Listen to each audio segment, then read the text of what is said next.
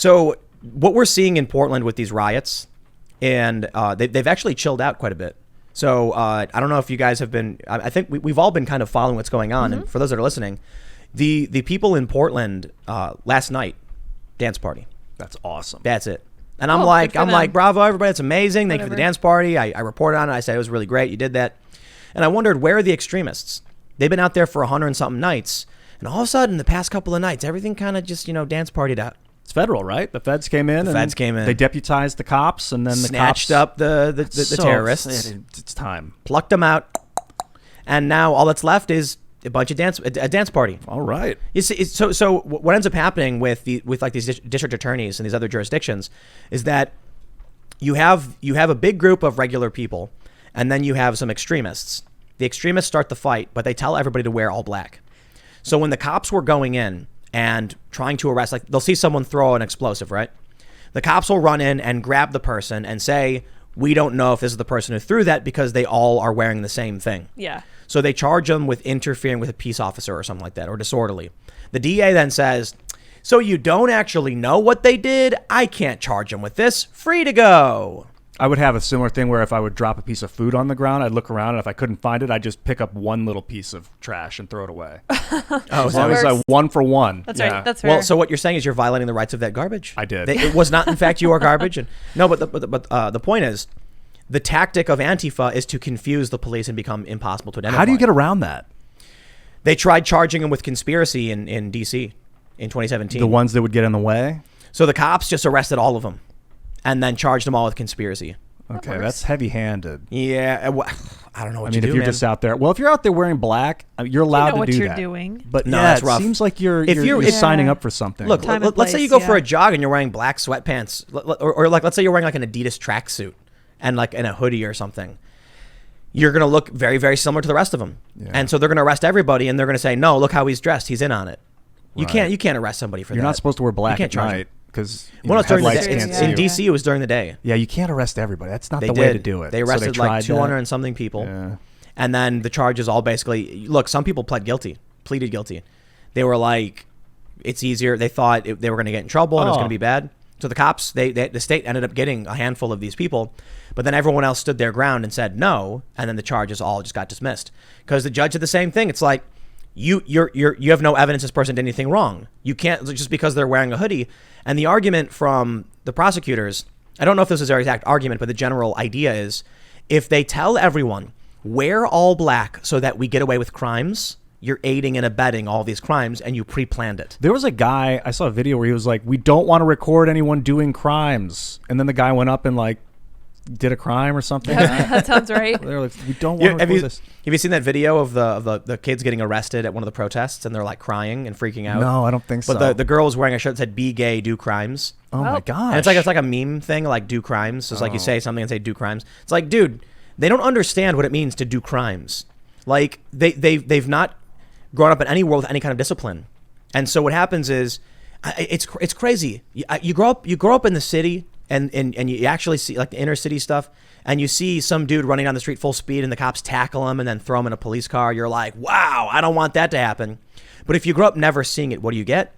You get these videos of these women in New York going, "Or effing what?" to the cops. Oh, that was great. And the cop grabs her and just pulls her. It's like, just justice. Instant vindication, seriously. If it's a bad law, then I think it's your duty as a sovereign human to violate it and cause a crime, which is crazy. But if it's a vicious, like, immoral law that some corrupt government put into place, you kind of have to commit a crime. Maybe that's too absolute, though. Well, Nazi Germany, for instance, they had horrible laws that people had to violate and became criminals just to do the right thing. And there's a really good point about there's like a protest sign, and the left loves to prop these things up, where it was like the Nazis were acting legally, and the people who were helping the Jews escape were the criminals. So absolutely, just like law does not mean morality by any means. But I say absolute because maybe sometimes there's unjust laws, and the appropriate response is like tactful legislation, petitioning your legislation to change the law. like something dumb, I don't know. There could be some dumb law about computer programs and like labor rights or something. It's like jaywalking. Like if you think, I guess the challenge there, why I say it's you got to be careful about how absolute you go, is because some people are going to be like, I believe that taxes are, Oh yeah, like making their own moral justification, and then they go and do something crazy. Right. You know, Law they and break order the is law. so important. I believe I have a right to, and then they insert nonsensical, psychotic. I guess it's why we put so much faith in our lawmakers, and why having these almost like clowns dance around and in office for 40 years, disassociated from the populace, is so detrimental to people's psyche right now, and why they're out there. They don't know if they should or shouldn't. Yeah. A lot of these leftists think that the logic you just said, they have to stop these unjust laws. So they're going out and they're throwing explosives and starting fires and attacking people because they think they're in Nazi Germany. But what laws are the unjust? That I mean, they literally think police shouldn't exist. Oh, that's extreme. Right, but imagine you have a large group of people saying it's unjust to have police incarcerating people. So they go and like abolish the police. And then they need to study mercenary warfare before we invented standing armies. Because the mercenaries would be hired to cause chaos. They would, and then when the war would end, they'd go cause more chaos. So they'd get hired by the other side to go stop it. And it was that sounds like the premise to it sounds like the premise to Iron Man 1 and 3. Oh wow. Yeah, have you guys seen you've seen them both, right? I saw the first one. Yeah, the first one is the bad guy, what's his name? Ironmonger, Obadiah. He's dealing weapons to the terrorists. And so that he can get what he wants or whatever. But then he's also making weapons, for the United States. So he's double dealing. Wow. And Tony's like, are we double dealing? But then you literally have in Iron Man 3, the bad guy, Aldrich Killian, is like, I'll have the president and the world's most powerful terrorist. I'll own the war on terror. I'm like, that's like the same plot from the first one with a different villain. Oh, how cheap. Yeah. His name's Killian too. Yeah. It's like so cliche. Yeah. Anyway, the point is, Killian. You've got people who think they're. This is a serious challenge. You know what the ethical conundrum is? That if the Nazis won, then everything they did would be called just. Isn't that nuts? It's scary. It's very scary. And like, what world are we living in? Did our ancient ancestors win and they were the bad guys? Bro, do you know about the Japanese experiments in World War II? A little bit. And we just, what was it, Operation Paperclip? You know about that? That's when we brought a bunch of scientists from like Nazi Germany into the U.S. to continue their work. Mm-hmm. Yep. So we were more than willing to be like, we'll take all of what you got. We need smart people. Science first. Dude, what's that unit in Japan? 741? Was that what it 471? Was that what it was? Check, yeah. They would like take gosh. someone's arm and put it through a hole in like a crate or something into like a refrigerator or something to watch it freeze in real time to see what would happen. Oh. Yeah, dude. Jeez. They did really creepy stuff. And this is just the stuff we know about. Right. Since radio and television were invented. Like before that, Oh, it was way worse. Oh my gosh, sure. the wheel, the way they would torture and execute people and like 400 years ago.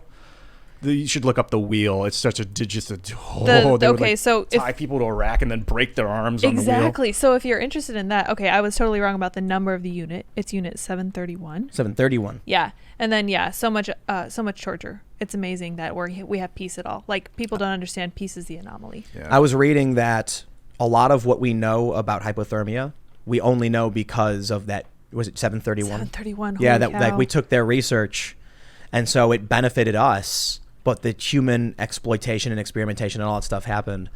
So anyway, look, I think a reasonable human being hears a story of like scientists putting humans into like torture devices to watch their bones break.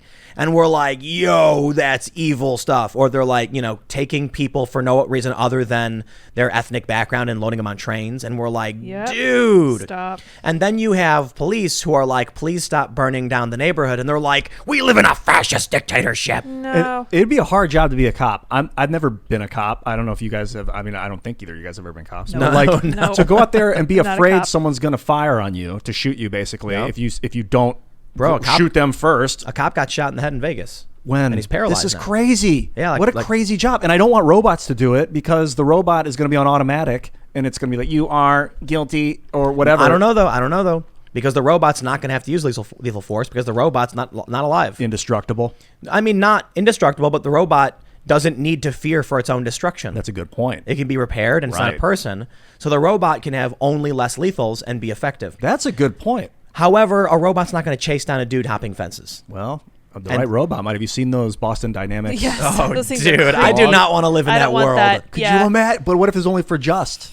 No. It's going to turn around and be like, it's You, going to like, facial accidentally- recognition you, and it's going to go, Ian Crossland, you have I didn't jaywalked. mean to drop the paint. You have jaywalked for the last Slipped out of my time. hand, I promise. Yeah, one time I was in LA. I was driving down a hill at night, and it was raining, and I was moving fast down the hill, and the light turned yellow, and I hit my brakes, but I was going to skid, and I didn't know if someone was coming behind me, so it turned red, and I just went through it because it was the safe thing to do. If I slammed on my brakes and someone came behind me, it would have been an accident. Robot cop would And arrest you. the camera took a picture of my car and sent me a ticket, but a cop wouldn't have. A cop would have been like, "You did the right thing."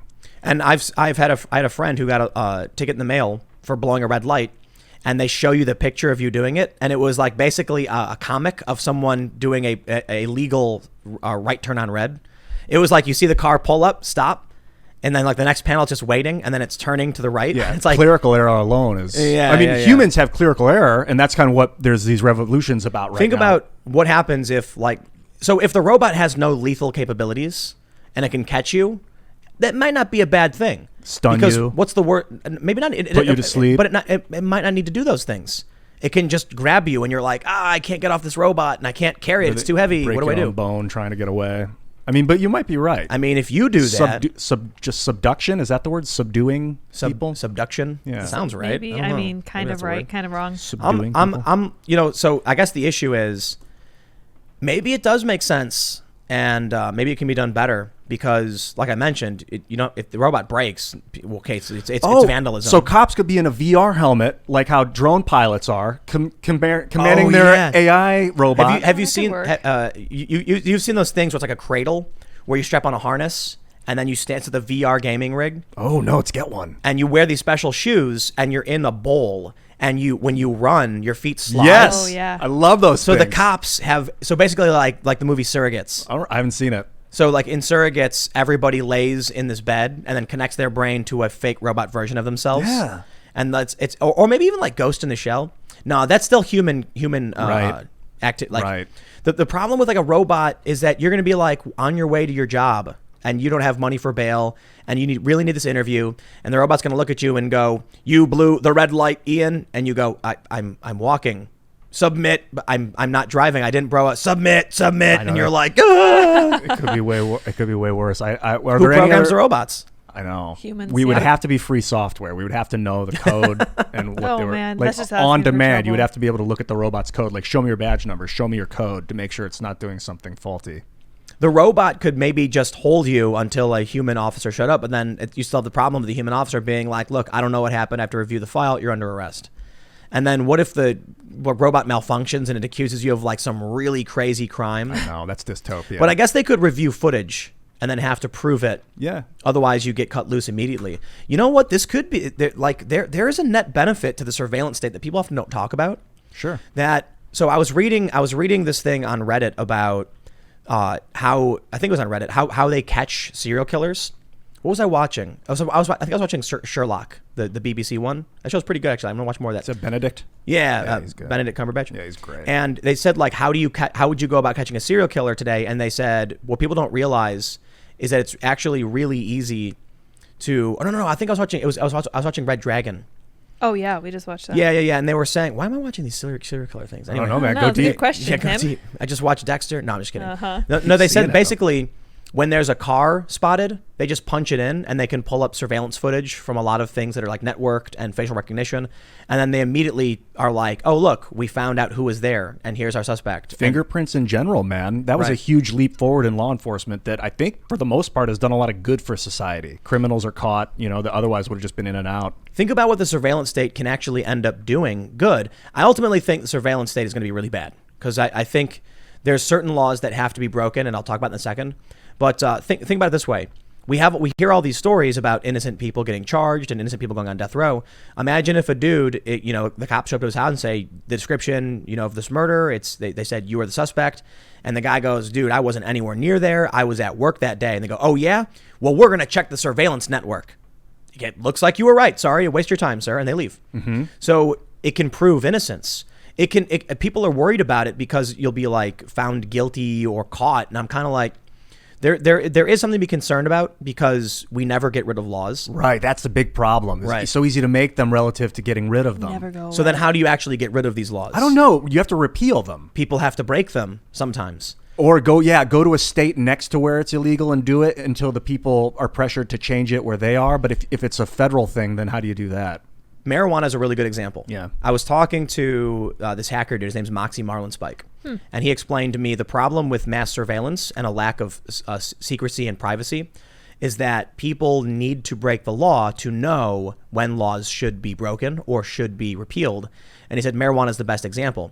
If people weren't breaking the law by smoking it, then how would they know they wanted it to be legal? That's a good point. So the problem then is not about whether you think marijuana should be legal or not legal. It's that illegal or not, is that we keep making new laws. And when do we get rid of them? My favorite is there are books about wacky laws. I don't know if you've ever seen them. A little bit. It's like you can't take a shower on Tuesdays, if it's sunny out or something like that. Can't tie your goat up to stop signs. Yeah, stuff like that. That makes sense, though. That makes sense. There was one where it was like you can't bake a cherry pie and put it on your windowsill on Sunday afternoon. Oh, because it's tempting. It's like all the churchgoers. You don't want to. I like what happened to make these. Sense. Yeah, like what happened to make these laws required? These laws are interesting to me because there's really interesting stories behind all of them. Like, why can't you put a cherry pie on your windowsill? Why can't you tie a goat to a stop sign? And it's probably it's probably some law that was created just to appease like an angry old lady. Probably. Like her neighbor kept putting pies. It was a Karen. Yeah, and her neighbor was attracting the local kids. Yep. So she went to like the local mayor Those darn and kids. was like, "These kids keep coming because she's putting her pies up." She knew somebody that. Yeah, she had connections. And the mayor's like, "Okay, how about you can make your pies, put them on the windowsill, but not on Sunday because we're going to go to church and you don't want the kids coming around." Leave her Fine. alone. Now there are these crazy laws. There's a lot of the laws that are crazy are about like water conservation. Oh. Like you can't take a bath on this day at this time, something like that. Whoa. And it's like we never got rid of those laws. Oh, okay. But this is what judges are for. Like if a cop kicked in your door, it's like, aha, taking a bath on Sunday at 4 p.m. Oh, snap. Jimmy, lock him up.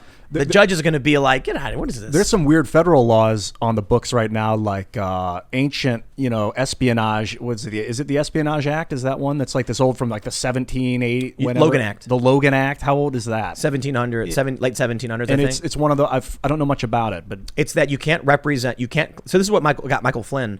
Yeah. And it's a bunk law because it's never been used. You can't go to a foreign country and claim to represent the U.S. The law was made because we didn't have phones. Right. If you went to Egypt and you like went to a state building and you said you were like a diplomat, they'd be like, they pick up their phone and be like, No, you're not. Is Ian Crossan a diplomat? What are you doing here? Mm-hmm. It's that simple. There's no real concern about it. You get charged on the Logan Act. I'm not sure if the Logan Act applies to private citizens. I think it does, right? I'm not that's sure. I don't what the think issue it does. is. But like a congressman couldn't go to Egypt and be like, I'm here on behalf of the United States. I think that's it. That's right. Okay. Because they're not actually. Yeah, I think they're not there on behalf of the United States. They have to be there. You know what? That's a good question. Actually, I know that.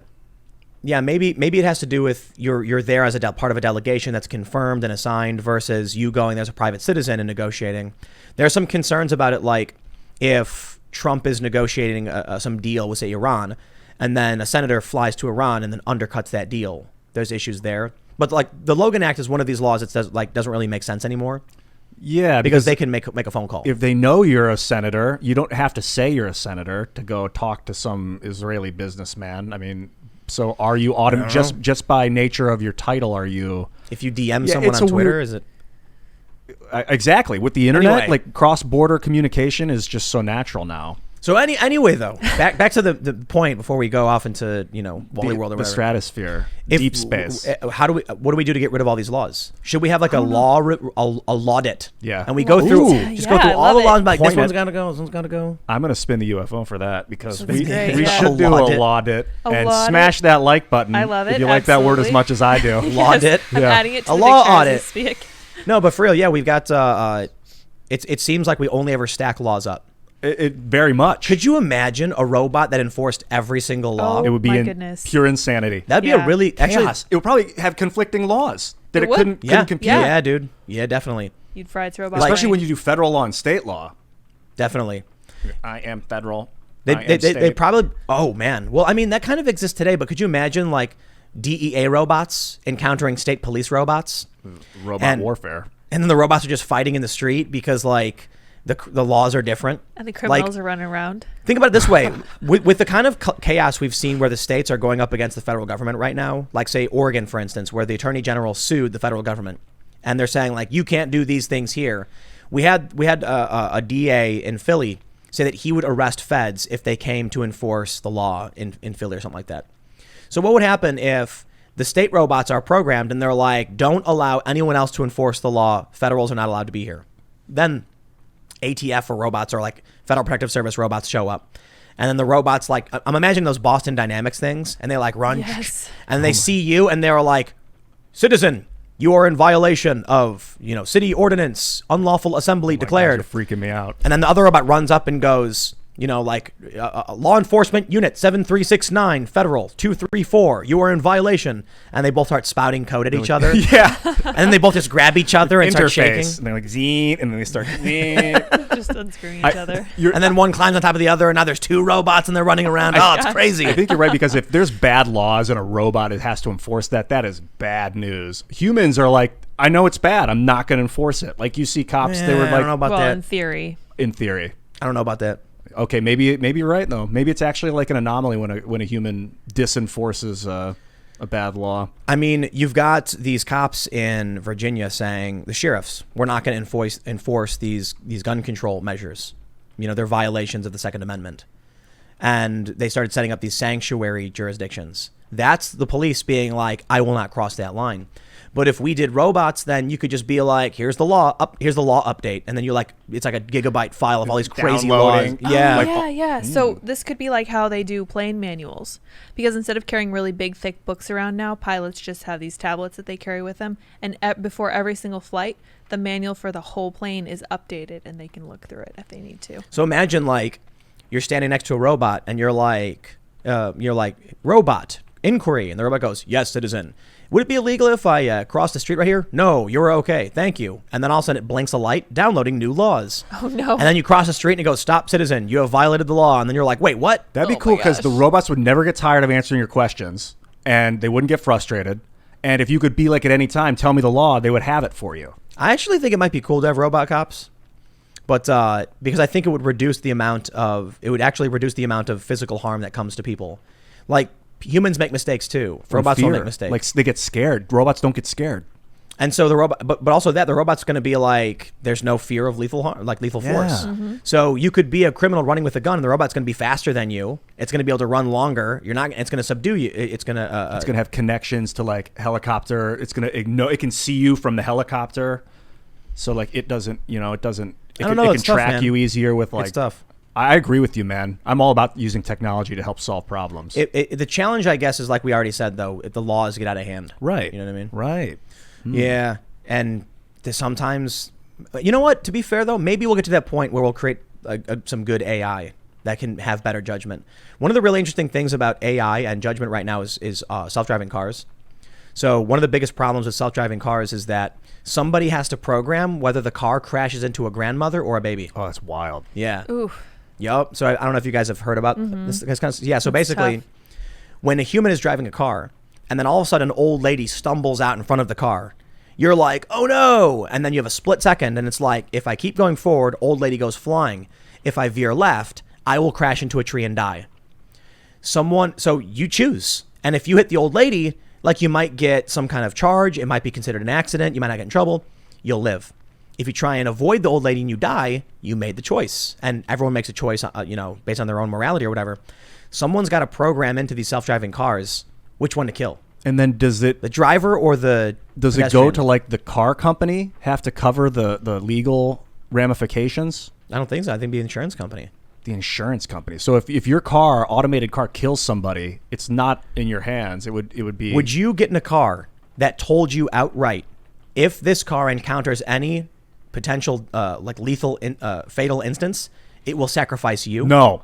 Yeah, I wouldn't either. No, Yeah, there's heck no no. way. No way. Hi, welcome to Tesla, automatic driving car. Good if luck. we crash, we'll kill you. It's like, no, I'd Kill rather you first. Quite the Yeah, selling I'd rather. point. I'd rather. gosh. What have you done? I bumped the table. No. You broke the You UFO. got the magic touch. You could. No, you have the to. You have to do UFO it. in. Knock the UFO off. Again. So do you know how to, you just gotta just kind of center it. Okay. Anyway, That's let's what do we this. have to do. We talked enough about robots. No, we haven't talked Let's enough talk about what's going on with the Done. Oath Keepers, man. Oh. Thanks for checking out this clip from the Timcast IRL podcast. We do the show live Monday through Friday at 8 p.m. So come back to check us out when we go live. Don't forget to subscribe, hit the like button, hit the notification bell, and we are also available on all podcast platforms for free if you want to listen to us there. Thanks for hanging out, and we will see you all next time.